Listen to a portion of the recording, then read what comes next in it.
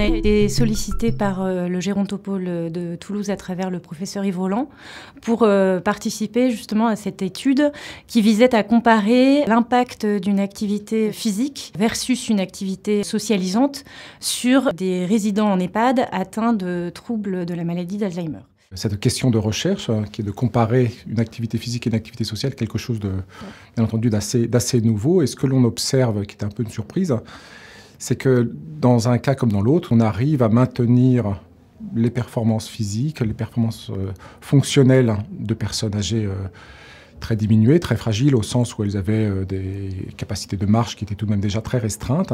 Et que ce soit dans l'activité physique comme dans l'activité sociale, on s'aperçoit, c'est un peu une surprise, qu'on obtient des résultats comparables avec une certaine stabilité de leurs performances. Moi, j'ai trouvé très troublant, c'est cette entraide qu'ils pouvaient avoir entre eux, le fait de comparer des fois entre eux ce qu'ils avaient fait, etc. Et c'est des choses que dans le quotidien, dans l'établissement, on ne voit pas les résidents faire ça. Et là, il y avait cette attention à l'autre.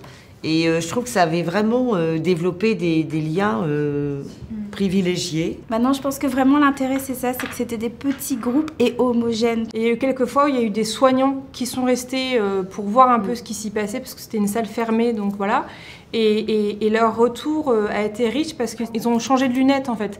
Ils se sont rendus compte que la personne qu'ils pensaient ne plus forcément pouvoir faire certaines choses, et ben là elle s'appliquait, elle faisait vraiment voilà, des tableaux. Et c'est vrai qu'à la fin de chaque séance, ils exprimaient qu'ils avaient passé un bon moment, qu'ils étaient heureux. Je pense que c'est pas l'activité en soi qui est importante, c'est vraiment ce retour à la considérer comme une personne en soi.